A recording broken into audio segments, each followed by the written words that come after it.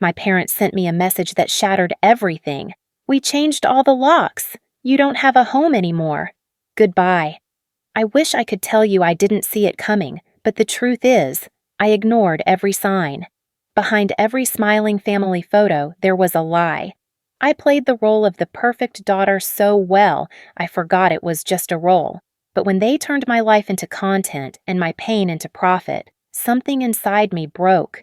This isn't just a story of betrayal, it's about escape. And if you've ever felt disposable in your own home, you need to hear the rest. I used to smile on command, tilt my head a little to the left, let the soft kitchen light hit my cheekbones just right. Every video started the same. Me, my mom, and my brother Jake making pancakes, lip-syncing a popular audio, or pretending to prank each other. Our TikTok account, the Dawson Fam, had nearly 4 million followers. People online called us America's sweetest family. If only they knew. One morning, we were filming another candid breakfast video.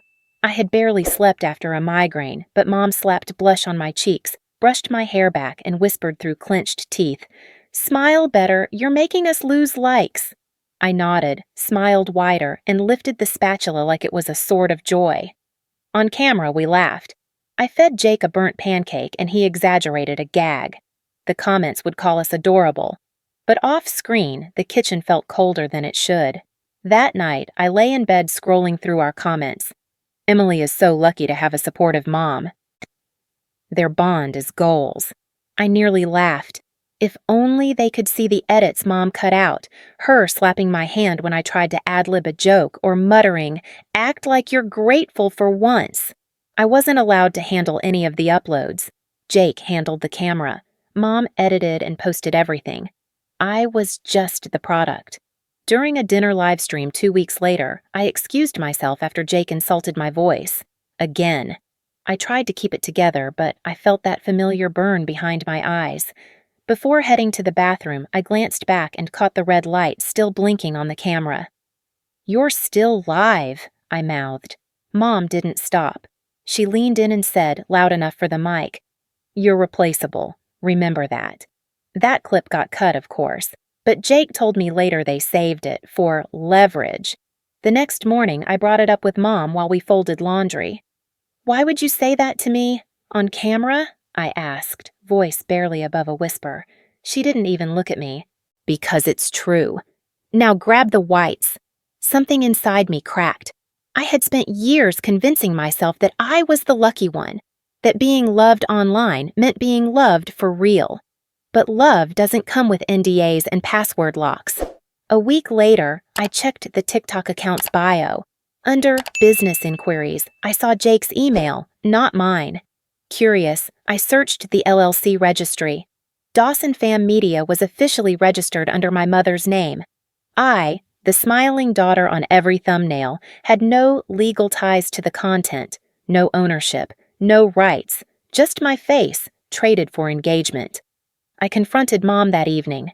She didn't even blink. "You want to make your own channel?" she asked. "Good luck. No one cares about you without me editing your face." I opened a private Instagram and did a soft launch live, reading poetry and journaling. It wasn't flashy, but it felt real. Within an hour, I received a copyright claim from Dawson Fam Media. I didn't cry. I didn't scream. I went silent. The next day, I received a message request on my private account. The name was A Girl Before You. The message was short. They didn't just use you, they used me first. I was the original daughter, the one before you. I stared at the screen for a full minute before clicking the profile. Her name was Catherine. Her eyes looked like mine. Same blue-gray shade, same nervous tilt, same dimples even. But that was impossible. I had heard the story 1,000 times. My mother had a daughter before me, Catherine. She died in a car crash when she was 12. I used to cry over her picture as a kid. Mom kept it in her jewelry box, called her our angel. But here she was, alive. I scrolled further. Posts were sparse, cryptic. A photo of a boarding school. A short poem about being locked in a room with blackout curtains. A caption, "Truth is the only light I ever needed." My hands trembled. I tried calling Jake, asking him if he knew anything about Catherine. He laughed. "Oh, you're down that rabbit hole now?" "What rabbit hole?" I asked, heart hammering. "I'm not allowed to say," he said. Then the line went dead. I sat frozen for a long time. Then I went back to Catherine's profile and typed 3 words. "Are you real?" Catherine answered after 2 days. Her message was blunt. "Yes, I'm real, and you're not crazy." We set up a private video call late at night. I waited in the shelter's community room, using a friend's phone and a VPN. When her face appeared, I felt something tighten in my chest. It wasn't just that she looked like me. It was the way she didn't flinch, didn't smile. She looked like someone who had run out of masks to wear. "They locked me in a psychiatric facility when I was 14, she said, calm as stone. Told everyone I had violent hallucinations, but all I did was say no. "To what?" I whispered. "To being in their videos, to signing over my name, to being a puppet." My stomach turned. She showed me scanned documents, medical records, admission forms, signed by both our parents. She wasn't lying. They'd institutionalized her for emotional instability. Her diagnosis? Oppositional defiant disorder, a label used on children who didn't obey. "I escaped when I turned 18, she said. "They didn't fight it. They'd already replaced me. With you." I barely spoke for the rest of the call. Afterward, I stayed up scrolling through our family videos. Her face wasn't in any of them. It was like she'd been erased. I couldn't confront Mom directly, but I knew I had to act. I posted a cryptic message to my private Instagram. What if the person you were told was dead was actually silenced? I didn't tag anyone, but within hours, chaos broke loose. Mom found it. She didn't respond to me. She responded to everyone else. She posted a teary-eyed video titled, "My daughter is being manipulated." In it, she said I was under the influence of a dangerous online predator posing as our deceased child. She even played part of my call with Catherine, cut, of course, to make it seem like I was hallucinating. The video went viral, millions of views in 48 hours. Comments flooded in. "Poor Emily. Mental health is no joke. She needs help, not hate." It worked. The school board called me in the next day. I was placed on indefinite leave. They said I needed to stabilize emotionally before returning to a classroom. I checked my phone that night. No texts from friends, no calls. I messaged my roommate from college. No reply. I reached out to my old boyfriend. Left on read. I had been branded unstable. "Have you ever been called crazy for speaking the truth?" I said aloud to my reflection. "I have." The next hit came like a knife in the back. An anonymous email with a spreadsheet attachment. The sender? Concerned witness. I opened the file and saw a list of recent login IPs to the school board's anonymous reporting portal. One of them matched Jake's home address. He had filed a complaint stating I had paranoid delusions and a history of violent outbursts, citing my live stream poetry as unhinged and disturbing. I waited until dinner to confront him. He was alone in the house, live streaming a cooking video. I stepped into the kitchen. "Cut the camera," I said. "Emily, come on, this is live." "Cut the camera." He sighed and hit the button. "You reported me," I said. "You told the school I was unstable." He leaned against the fridge, arms crossed. "You were losing it. I was trying to help." "You helped bury me," I snapped. "You helped them destroy me." He shrugged. "They were gonna do it anyway. I just made it faster." I left before I could hit him. Back at the shelter, I logged into my old student loan portal. A notice flashed. "Your payment is 62 days past due." Confused, I opened the details. The debt was enormous, far beyond my known balance. I dug deeper and found something that made my blood run cold. There was a second account under my name, loans I'd never taken, signed by me, forged, cross-referenced to properties bought in Ohio and Vermont, vacation rentals, all under my name, all paid with money I never saw. They had used my identity to build an empire. I ran to the shelter's office, asked for their legal advisor. She sat with me for hours, helping file a fraud report, gather documents, print bank statements. As we finished, I reached for my phone, trembling. I was going to call the police, but before I could dial, my screen lit up with a notification. It was a text from my mother. "We changed all the locks. You don't have a home anymore. Goodbye." I stared at the words until they blurred. The rain came fast, like it had been waiting. I stood outside the house I once called home, my fingers stiff around the handle of the duffel bag I barely managed to grab. The lights inside flickered once, then went dark.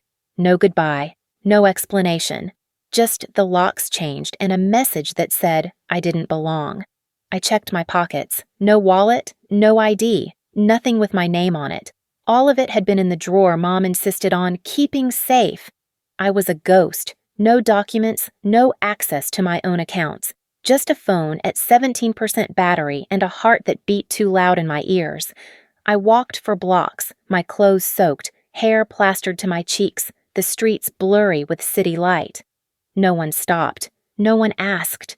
I found myself curled under the bus stop on 5th, shivering, clutching my bag to my chest. My teeth chattered. I wanted to scream, but I had no voice left. Then a voice cut through the rain, soft but clear. "You, Emily?" I turned. A woman, maybe late 30s, stood under a red umbrella, rain pooling around her boots. She had kind eyes and a scar above her left eyebrow. "I'm Rose," she said. "Catherine sent me." I hesitated, then nodded. I had no other choices. She led me down 2 blocks to a small brick building with flickering lights above the door. It wasn't fancy. Worn carpet, a busted vending machine, but it was warm and dry and safe. Inside, she handed me a towel and a change of clothes. "I was in St. Augustine with your sister," she said. "We weren't supposed to talk, but we did. She always said if anything ever happened to you, I should help." I barely made it through the night. My dreams were jagged, full of wet pavement and locked doors. I woke up gasping, clawing at invisible walls. The next morning, I checked my phone. I had gone viral. A video titled "Disgraced TikTok Daughter Melts Down in Rain" had hit 6.2 million views. There I was, crouched at the bus stop, mascara down my face, sobbing into my hands. The caption read, "Karma hits hard." I scanned the angle, the shaky cam. I knew that filming style. Jake. But when I tapped the user's profile, my stomach dropped. It wasn't Jake. It was Ryan, my ex. I remembered our breakup, how cold it had been, how quickly he'd ghosted me when the family turned on me. He was always loyal, to them. Now I knew why. He had been paid. There was a second video, a behind-the-scenes shot, him laughing while sending the file, and a voice in the background. My mother. "She'll never know it was you," she said. I dropped the phone. For the next 3 days, I barely left the cot. The shelter buzzed around me, but I was underwater. Flashing lights from passing cars sent me into a panic. I flinched at sudden movements. Rose brought me meals, left them untouched. I couldn't eat, couldn't sleep. Then, one night, I found the knife in the communal kitchen. My fingers wrapped around the handle like they'd been waiting. I walked back to the room, each step slow, deliberate. I stood in front of the mirror. The fluorescent light above buzzed. My reflection didn't look like me anymore. Just a cracked version of someone who used to be loved. I pulled out my phone, hit play on the last voicemail my mother had ever sent. "You're a fucking mistake. You ruined everything. You were the worst decision I ever made." My hands trembled. I raised the blade. Behind me, the door creaked open. "Put it down," a voice said. Catherine. She stood in the doorway, tears in her eyes, not from pity, but fire. "I lived in the dark for years," she said. "They buried me, but I got out, and so will you. You're not done, Emily. You're just beginning." I dropped the knife and cried like I hadn't cried since I was a child. Later that night, I lay on the floor beside Catherine. She held my hand like it was something worth saving. "Do you know what they're most afraid of?" she whispered. I shook my head. "The truth. Our truth." I looked at her. "I'm ready." Hidden interaction. What would you do if the person who was supposed to love you most told you they wished you were never born? Because I know what I almost did. The journal was buried under a stack of tax documents in an old box Rose had rescued from the Dawson garage years ago, back when she briefly worked as our housekeeper. She never returned it. Felt wrong, she'd said, to throw away what wasn't mine. It was my mother's. I didn't mean to open it, but once I saw her looping handwriting, I couldn't stop. Most of the entries were mundane: grocery lists, birthday reminders, passive-aggressive notes about neighbors, but halfway through, the tone shifted. March 17th. The handwriting slanted harder. Angry strokes. I hate how she looks at me with those eyes. His eyes. Every day, a reminder of my failure. My mistake. And yet, I have to smile. Film. Pretend. April 4th. She ruined my marriage. That child. That thing. I wanted Catherine. I never wanted her. My hands went cold. I wasn't just unloved, I was unwanted. Not in the abstract, not in some vague parental shortcoming. No, I was the product of an affair, a truth scrubbed out of every family photo, every fake memory. My entire childhood had been built on Mom's hatred, and I had mistaken it for discipline. The rage didn't come immediately. What came first was clarity, and with it, control. I set up a live stream the next night. No tears, no pity party. Just a clean background, soft lighting, and a voice steadier than it had ever been. I want to talk about narcissistic families, I began. About image over intimacy. About what happens when a parent doesn't just fail you, but uses you. Over 12,000 people joined live. I walked them through my childhood, not with sobs, but with sharp dissection. I played old video clips and paused to explain manipulation tactics. I quoted from the journal, redacted names, and blurred identifiers. It wasn't revenge, it was education. And it struck a nerve. The next day, my inbox overflowed. You put words to something I've felt all my life. I thought I was alone. Then came the email. No subject line, no sender name. Just one attachment, a scanned PDF. It was a forged loan application in my name, dated 2 years ago. A signature that looked eerily like mine. A property address I'd never seen. And at the bottom, the stamp of a familiar bank. The message simply read, "You'll need this in court." I stared at it for hours before forwarding it to Catherine. She called me immediately. "It's real," she said, "and admissible." We didn't wait. Catherine introduced me to a legal advocate who'd worked with survivors of family financial abuse. Together, we began compiling everything: the fake loans, the false medical reports, the manipulated clips. I recovered hard drives, printed emails, backed up text chains. I even extracted audio from a video Jake once filmed where Mom bragged about gaming the system. Then we launched the campaign. Child Content Justice. The message was simple. Children are not property. You don't own their face, their voice, their soul. Within days, it trended. Other survivors stepped forward. Former child actors, influencers raised on YouTube, TikTok kids whose lives were traded for brand deals. One morning, my crowdfunding page updated. A new donor. $50,000. No message. Just the name. Lucia M.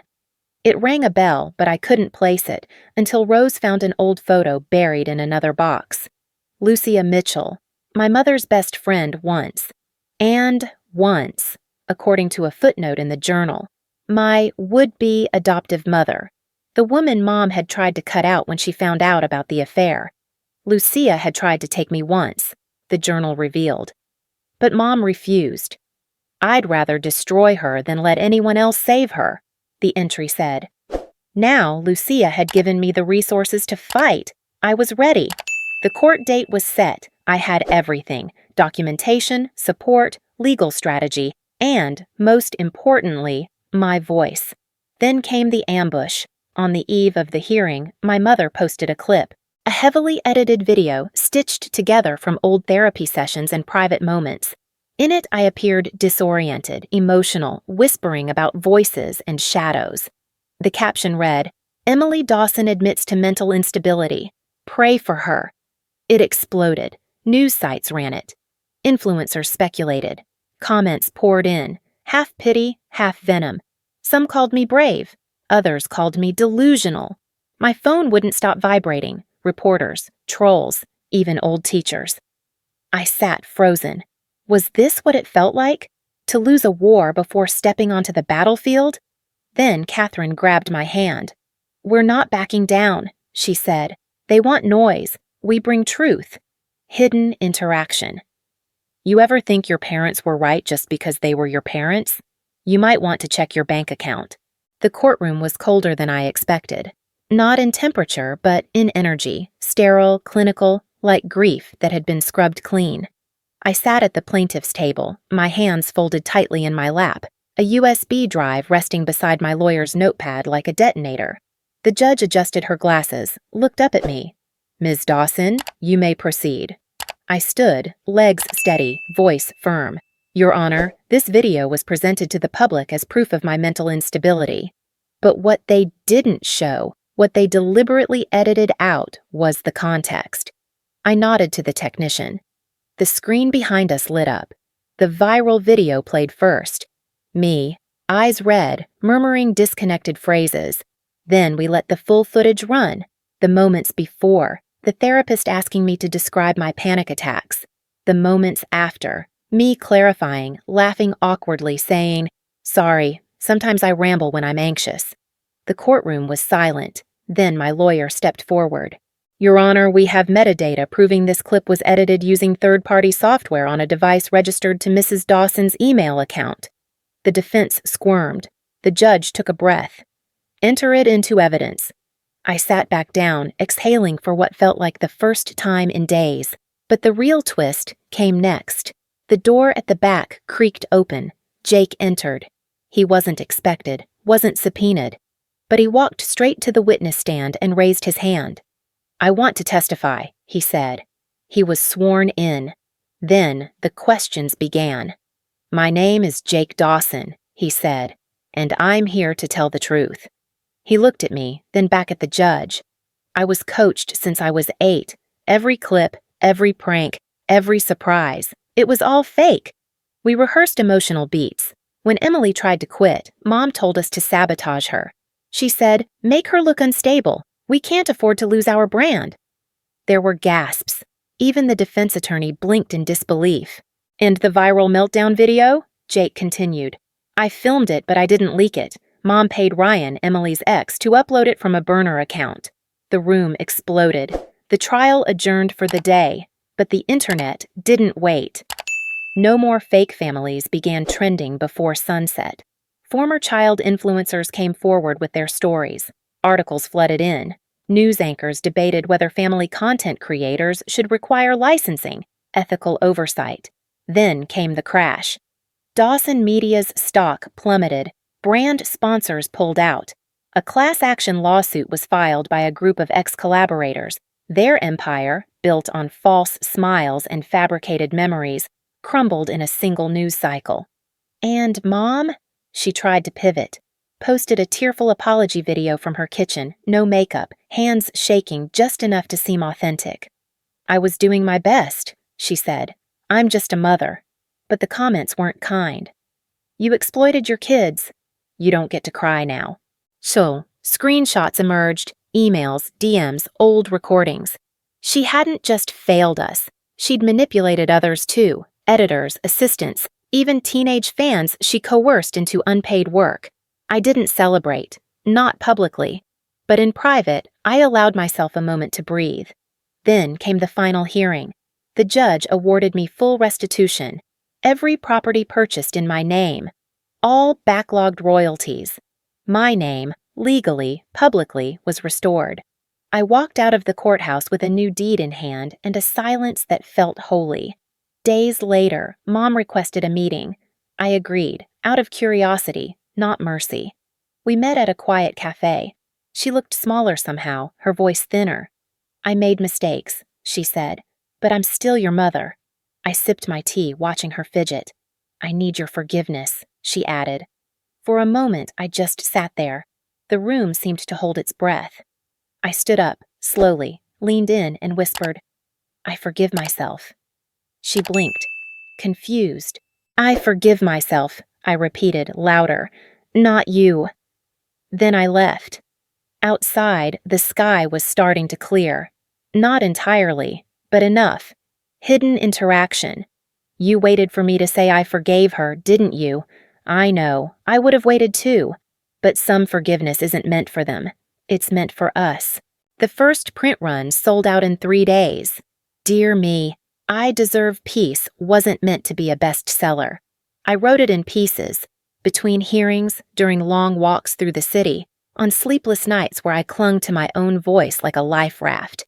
It was a love letter, not to the public, but to the version of me who nearly didn't make it. To the girl under the bus stop, the woman in the mirror with a knife, the daughter who had once believed pain was proof of love. It held stories, lessons, diagrams of manipulation, survivor testimonies, and most of all, grace. For the reader, for the broken child, for the person who hadn't yet decided to live. By week 2, it hit the NYT list. By week 4, schools requested copies. By week 10, it was translated into 6 languages. 16 weeks later, it was still sitting on the top 10. And yet, that wasn't what made me feel whole. What did was face value. The organization began as a website, a simple list of resources for survivors of family-based emotional abuse. But it grew. Volunteers joined, social workers reached out, former teachers, counselors, even ex-child stars wrote in, offering help, funding, safe houses. We built support groups in 5 cities, then 10. We partnered with therapists, legal advisors, online safety experts. We created a curriculum for recognizing coercion in digital family dynamics. I no longer answered to content. I answered to meaning. Every Tuesday, we held an open circle in our downtown loft. No cameras, no scripts, just voices, stories. One evening, while passing out tea, I noticed a girl sitting near the back. She looked about 17, hoodie up, headphones tangled. She wouldn't meet anyone's gaze. After the session, she lingered. "Can I tell you something?" she asked, her voice barely above a breath. "Of course," I said. She looked down, fidgeted with her sleeves. 3 years ago, I was gonna kill myself, she said. I had the pills, I had the note, but right before, I played this random podcast episode. It was your voice. You were talking about how surviving wasn't about being strong. It was about deciding to give yourself a second chance. I froze. "I didn't take them," she said. "I've been listening ever since, and now I'm here." Her name was Maya. She became a regular at the center, then a volunteer, then a speaker. One of our youngest voices, raw, brave, brilliant. She hugged me once after a session and whispered, "You saved me." But the truth was, she saved me too, because every time I doubted if any of it mattered, I remembered her. Healing didn't come all at once. It was slow, messy, but I began to rebuild, not the image they gave me, but the one I chose. I cut my hair short, sharp, practical. It wasn't for aesthetics, it was for freedom. No more curling irons, no more staged looks, just me. Then I sat in a quiet tattoo parlor and let the ink settle into my skin. Truth is mine. Etched across my left wrist, just above the veins I once considered ending. I stood at classrooms, talked to teens about digital boundaries. I taught them that their body was not a brand, their face not a marketing tool. I watched their eyes widen when I said, "You don't owe your family your silence." I led workshops, answered DMs, showed up for court hearings of strangers who felt like siblings. And one day, I stood on a beach I hadn't seen since I was 13. Alone. Wind tearing through my clothes, sea foam kissing my ankles. I opened my phone, hit Go Live, and stared into the lens. For years, I was told home was something you're given, I said. But I've learned, it's something you build, and sometimes, to build it, you have to walk away from the place they told you to stay. A pause. "They locked the door," I said. "So I built a gate." The waves crashed behind me like applause. Then I looked directly into the screen. If you've ever been abandoned, overlooked, dismissed, comment a single period. Just one. That's all. You don't have to explain. I'll know you're out there, and you'll know you're not alone. Within minutes, the screen filled with dots. 1, 2, dozens. Hundreds, thousands, each one a survivor. Each one a spark in the dark. I ended the stream, not because I was finished, but because I was finally free. Final interaction. If you've ever been left behind, misunderstood, discarded, just leave a dot. I see you. We all do.